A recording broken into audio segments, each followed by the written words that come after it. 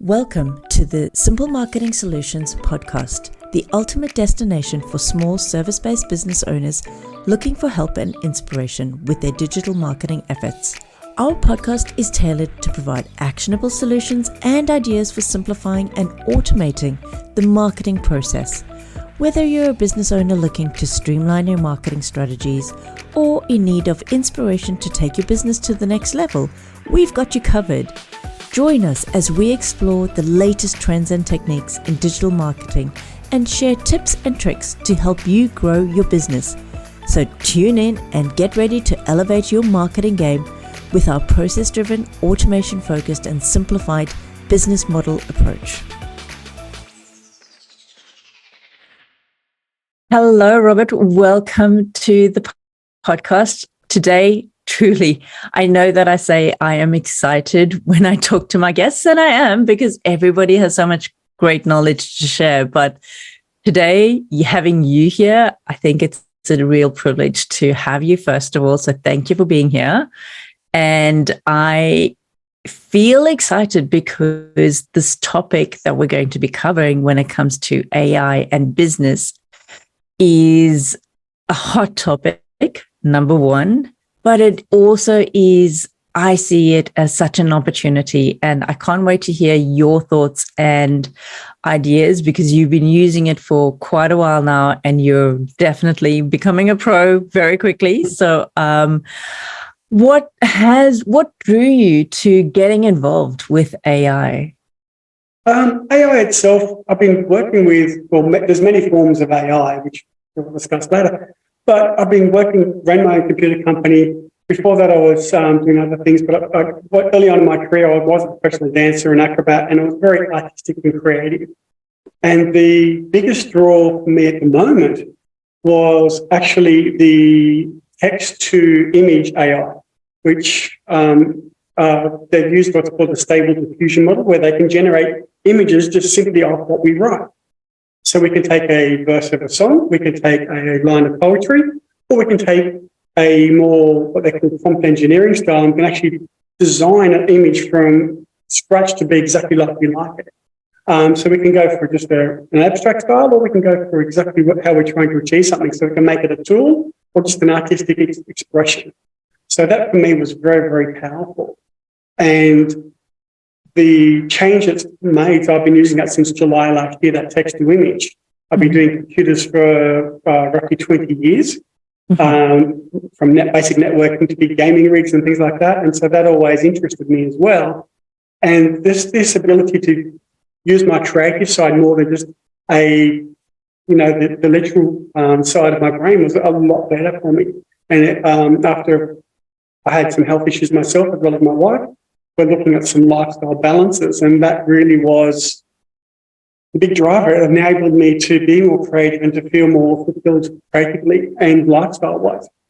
And it does allow you to have that balance because it's something, that you don't need a whole lot of tools. You don't need to invest a lot of money. You get to do it in the comfort of your own home and work to the schedule that you want, which is, I think work-life balance is something that we, as business owners, we don't talk enough about, and that's a whole other topic. Yes. But, I think it's an important one that, for us talking about AI and all of this new technology of how it can actually help us in our business and in our lives to create the lifestyle that we all want and are looking for. But before we get into all of that, how about we come back a little bit and just take a step back to understanding what AI is and how it works? Yeah, AI simply it stands for artificial intelligence. It refers to the ability of machines to simulate human intelligence and thought processes. So how they do this, it's very deep mathematics, and it's just what they call the algorithms. They've coined a term called neural networks. And neural networks simply are an algorithm, a mathematical process, if you like, which is designed to simulate on a computer how we think and how we learn. So they've looked at those processes and they've emulated that at a basic level at this stage, and how they can move forward with this information to make a computer do simple tasks, but multiple simple tasks very fast. And so that's where the network comes in, because they're able to do things very, very fast and move forward. They can then emulate how we think. So an artificial intelligence is simply just another machine that can actually do things for us in a way that emulates what a human would do if that's all it did in one simple task. So if we just basically painted one black line up and down very quickly, then that's how it starts. But then if you're painting two lines, that's a different process. And so it learns how to do each process as it goes to then make different things. And obviously that's just an image version of it. Mm-hmm. Then we have different steps where we have things where it just talks to you and you talk to it, and that's another version of it. And there's versions where they just go through data and they just look through data. There's many different versions of artificial intelligence, and some of it we even use today in our daily lives and don't even realise. A lot of us have talked to AI on a regular basis and never even stopped to think that was an AI system. AI. And, talking about that, because I know, when I talk to clients and I'm talking about AI and how excited I am about all this technology, they, it sort of washes over them and they think, oh my God, what are you talking about? But, there's some really common examples that we use every single day without realizing it. Did you want to share a couple of those just so people, realize that it's not all out there crazy high-tech stuff? Yeah, look, there's a lot of doom and gloom, a lot of craziness out there with the AI, and, a lot of the naysayers, and there is risks, and I'm sure we can talk about them, but things like Siri and Alexa and whether you use Google or Apple or Amazon, all of those are driven by AI. Something as simple as Netflix and your Amazon Prime, when they get the suggestions for you, that is driven by AI. And it's simple processes going, you like these things, so therefore you might like these other things. It's just a mathematical algorithm. Something as simple, which we've been using for decades, literally, is what they call a Boolean thread. Which is how we get our email filtering. That was some early examples of computer AI. It wasn't very much AI at the time. It was just a very simple system, but it's gotten a lot more complex, where they had a blacklist and a whitelist to begin with. But now we have very, very detailed email filters that can actually go through and say, this is a focused email, this is just general email, this is just junk that goes away, and this is a dangerous one. So all of these things have become a lot more complex over time. And we've been using them for a very long time, decades even for most of us. Yeah. And that's true. We use it without realizing the technology behind it and what's driving us to be able to use those tools. It's great to just remind all of us that it's something that we don't need to be scared of. It's not something new, but the technology is just progressively improving every single day and giving us more and more capabilities, which is fantastic, I think, both as a business owner and as in your personal life. I think that there's so much value there. Look, and I know that comes with risks, and there's a lot of conversation happening with AI taking over people's jobs and people, losing work and that type of thing, or careers being phased out because it could be replaced by AI. How do you see AI fitting into all of that with the benefits of it and, maybe pointing out some of the other risks that I haven't mentioned? Yeah, look, with the benefits of AI, it's a tool. Those who learn to use it will progress forward. Those who don't won't progress as fast. The same as any tools that we have. To throw back just a tad, the Mesopotamians invented writing back in 4,000 years ago. The changes that came about then were written about back then, and they changed things, revolutionised. We got our first saga of Gilgamesh, and some of those things still exist today from those changes. We wouldn't have had those stories if they weren't passed through in that regard. If we look back to more modern times, to change we've had, it was 66 years and 7 months from when the Wright brothers flew the first plane to when we landed on the moon. 66 years. So people don't think of these sorts of things in, but the change is coming, it's happening. It's happening to them, yes. Change isn't always bad, but change sometimes needs to be looked at carefully, is a good way to put it. The biggest way with the benefits of AI is it can help us simplify things, clarify things, move fast and have a happier and healthier life. We can have better healthcare systems. We can have more artistic people out there. We can have better art. But it will mean that things change. If we go back to when photography first came through, there was massive discussions in the newspapers and things like this. And I've seen articles that they took out basic details to say that to give you no time frame of when it was. And it was about photography, not AI. And the conversations were exactly the same about the risks and how bad it was, and people were going to lose jobs. And this was back in the early 1900s, I think. I can't remember the exact dates, but this is the exact same arguments of the worry about it, of how we're going to lose jobs. We can actually create jobs and make jobs, and there's other things that are coming that are going to be, we don't even know some of the jobs that are going to be needed for this sort of information. We've got there's a premise called the singularity, where it's a bit of a out there scientific theory where we have the advancement of AI intelligence going to be surpassing the ability of humans, and therefore make everything to run a lot faster in terms of progression of technology. They'll be able to invent things for themselves in terms of our healthcare systems and everything that we run. They can actually make it all run better. Our financial systems, they've already started using those, and they're actually better than humans at it, because they're just looking at big data sets and how they can make it better. And there's a lot of upside to this. And I think the risks inherent are actually risks, a mirror of ourselves is more the key. The risks to humankind and the destabilisation of the world we have is very much something that AI hasn't made, but something that humans have already.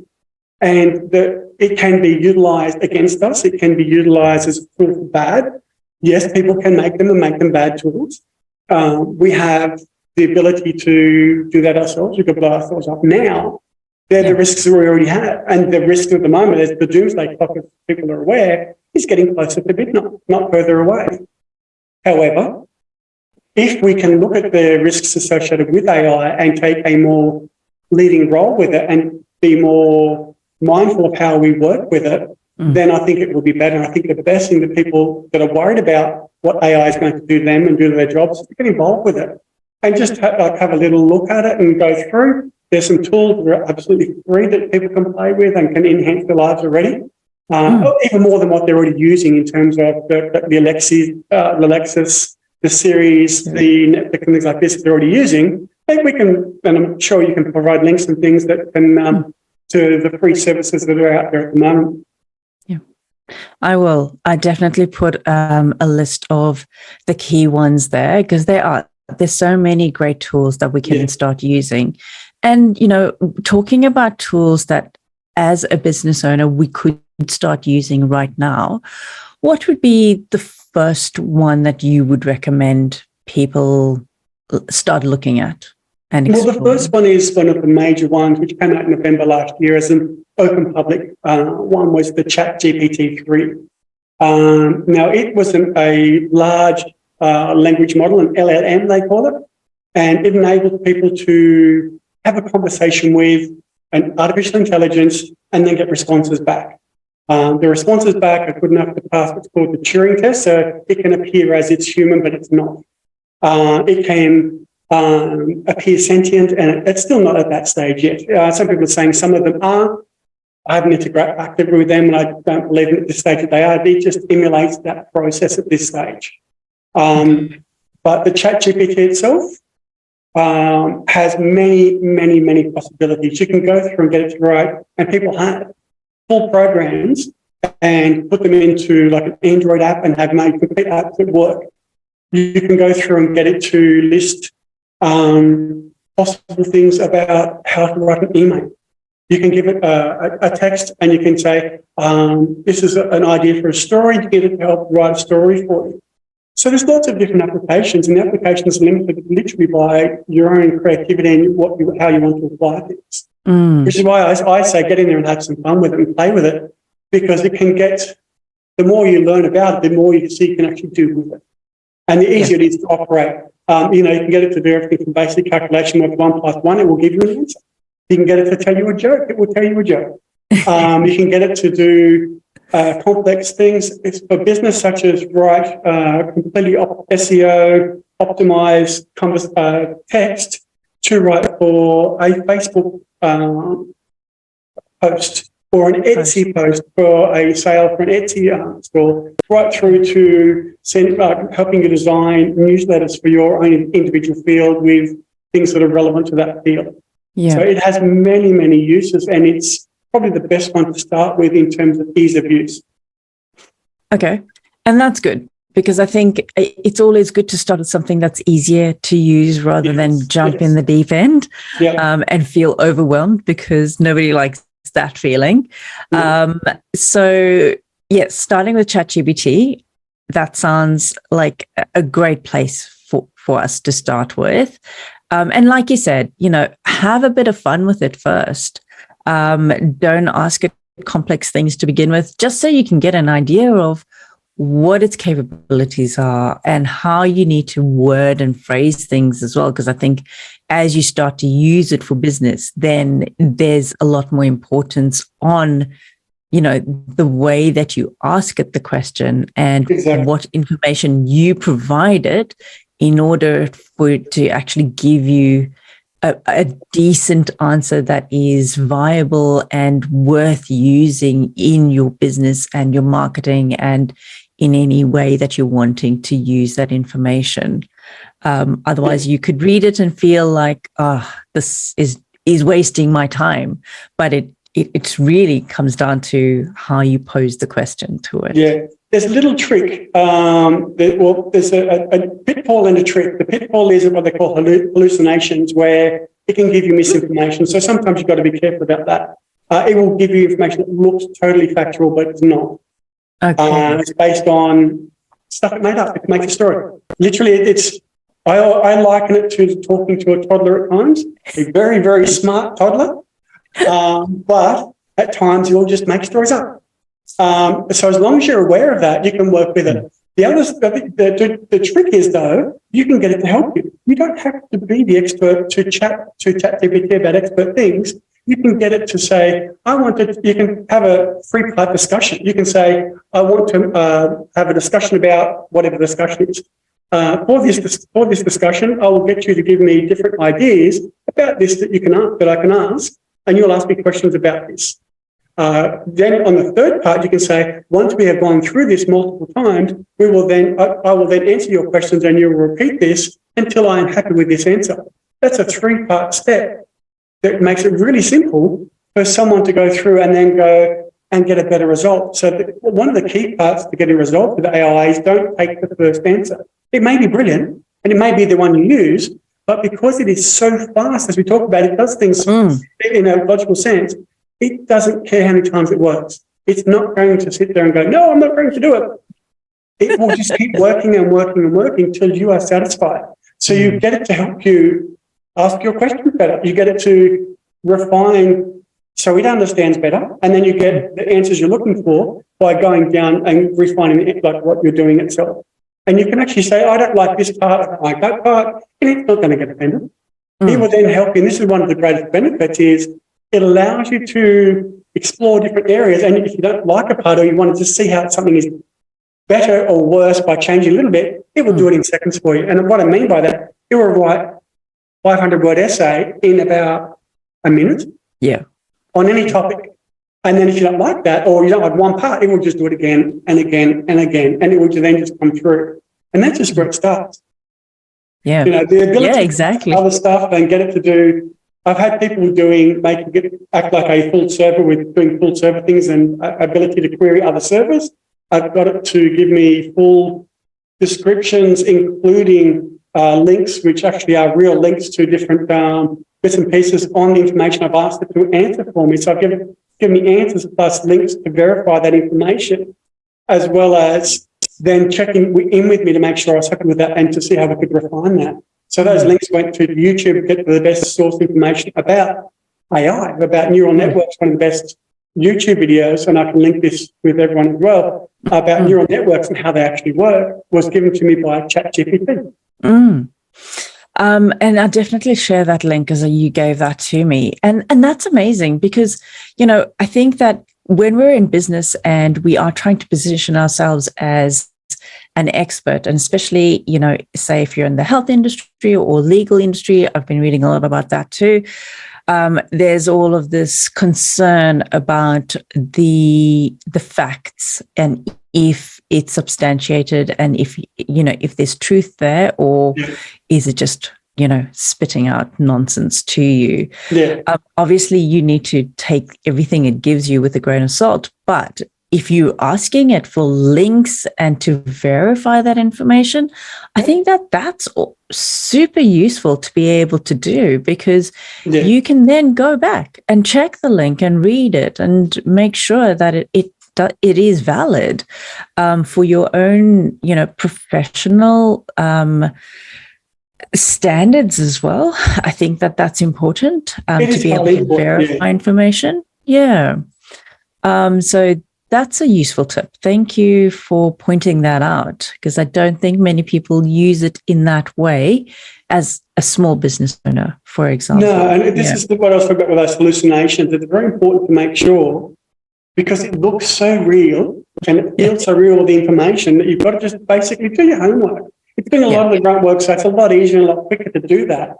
But if you're doing it all by yourself and you're trying to find references, that will take you hours, if not days at times. This will do it in minutes. And because it's so fast, you can check that information, which I did for this conversation as well. I'm like, right, that is correct. It was a real link. It is a really good thing, and it works. And so this is what I mean by the ability to get it to help you is immense. And that is the difference. I think one of the key differences between using, say, ChatGPT 3 versus Googling everything, and going onto a search engine and trying to find and read and look through all the YouTube videos and blog posts, and then collating that information, putting it together into something that's structured for whatever you're writing or putting together. That is a laborious process. And if you can have the base done by ChatGPT 3, and then all you're doing is just checking it, you're saving time, energy, and a whole lot of stress, I think, is dissipated. I wrote a newsletter for a veterinary company just to show them what they could do themselves. And it took me about half an hour to get the full bones of a complete fact-checked newsletter about and relevant to Brisbane, Queensland, with articles that related to current seasonal issues in Brisbane, Queensland, based on that. And there's no way I could have done that with any sort of factual knowledge, not knowing enough about vet science myself to do this. And that was within half an hour. Now, it took me about another half a day to lay it out and do the other bits and pieces. But within a whole day, I had a complete newsletter and a template to be reused that I could then update within about half an hour of work. So we could have a newsletter. That's something people do very quickly. You could have emails that are targeted to your different groups. You can do SMSs. You can get to do SMSs that are very, very succinct in their ideology and their data. So everything that you touch with it in terms of communication can be optimized, whether it be someone speaking, whether it be someone typing something up or sending out an email, whatever type of communication you have, you can actually use AI to help you. Yeah, absolutely. And my favorite combination actually is using ChatGPT 3 to give me my content, getting it to refine it as much as I like, but then actually popping all of that into Hemingway. I don't know if you've ever used it, but so it's an app that goes through and checks the readability of it. Yeah. And will help to just make sure that grammatically it feels right for your audience as well. If the sentences are too long, et cetera, it points all of that out. And, it's just another great way of using all of these tools that we have out there. Yeah, because there is so many. They are. They There's really one thing that you may be aware, you may not, with ChatGPT, you can actually tell what style you want as well. So you can actually say, something like, I want to write in the style of the New York Post article, so therefore it wrote articles in that style, or as a blog post, or as a story written in the Renaissance era, and it will write in those sorts of styles as well. So you can pick a style or a genre that you want to work with, and then if you have tools like Hemingway, they can check it for you in terms of grammatical and everything else. There's ones that will allow you to then do speech of whatever style of person you would like, whatever aestheticity that you would like. Yeah. Don't love that word. But the ability to then take that and basically say, if you don't like your voice, you can use someone else's. And it will sound better than mine, better than yours, because it's not going to care about how long it talks for, what it talks about. It will just then go through those processes. And again, if we drive it back to losing jobs, we might say, well, what about the people who would do that normally? Well, a lot of people wouldn't pay people to do it normally because it's so expensive. But if we have we can communicate better with everyone, we can get our own ideas out better, then this is something that we can then make ourselves and our companies and things we work for a lot better in terms of their own processes. And that will mean that people who are doing this and do it better will thrive. So they'll go further forward, and it's just, again, just using tools to make it easier. Yeah, exactly. It is about, like we said right at the beginning of today, it's how can we use the technology that we have available so readily and freely as well to better our processes so that we're improving our work-life balance at the end of the day, because that's what it's about. It's about bringing balance to everything that we're doing in our lives. So we can go out and enjoy and have, time out from work instead of spending hours and hours on end on all of this stuff and getting sucked into the task part of business. Yeah. So thank you, Rob. I really appreciate all of your insights and expertise on this topic. I know that I've learned a lot, and I know that the audience will have as well. But before we go, are there any last tips or tricks that you wanted to share with us? For me, it's, if you are interested in getting involved with this, especially as a business, start small. Start with the idea of have a bit of fun with it. Remember how we learn as people is that it's easier to learn things that you like and enjoy as opposed to making it a slog. So start small, start with something that's not, it doesn't have to be business charade. If you're enjoying it and your topic and something's great, go with that. But find something you like. So we have the ChatGPT. Get it to tell you a joke, get it to write a story with it, and have a bit of fun and learn some of the ins and outs, and then get it to refine those things, and then actually build those skills up. You can then integrate it better. It won't take long. Then if you're more visual in your approach, you have things like the Mid Journeys and all of the other text to image. So if you want to make images, things like this, you can work with those. Again, have fun with them, and then you can learn to make logos and make different color palettes and things like this to work with. So you can integrate images and the text, and you can drive it all together to make life easier. But just take it easy and slow. Don't expect to change yourself overnight. Don't expect that you have to change the business model overnight to make it work. But by integrating and starting, it means you have started and you're moving forward, and that step closer to where you want to be. Yeah. It's probably the very, very sound advice. Absolutely. And I think with anything, when it comes to business especially, it is important to start small, to reduce that feeling of overwhelm or getting stressed and then going down that rabbit hole and then thinking that you have to do this or else, Yeah. But if you start small, you have the opportunity of really learning it and enjoying it, because there is so much enjoyment to come from it, really. Writing a poem, getting it to tell you jokes. I think those are things we could all do with more of in our lives. So thank you. No worries. If I could just say one more thing, don't forget, especially with the AI at the moment, this is just the beginning of it. This is not even 1 year into this process, and it has changed so much. So people haven't missed the boat. The boat is still there, it's still leaving. At any stage, anyone can jump on. It is just the start. It's only going to get bigger and better. And that's, I think, an important point. Yes, this is the start. So get on board now and you won't be left behind. Exactly. Thank you, Robert. I appreciate it. Thanks for taking the time. Thank you. Thank you for listening today. Like and subscribe wherever you get your podcasts. I hope you find value from today's episode. And remember, if you've got friends and colleagues looking for inspiration as they grow their business, share this podcast with them. Follow me on Instagram at Holistic Vision Consultancy or check out my website holisticvision.com.au. Until next week, to your success, my friend.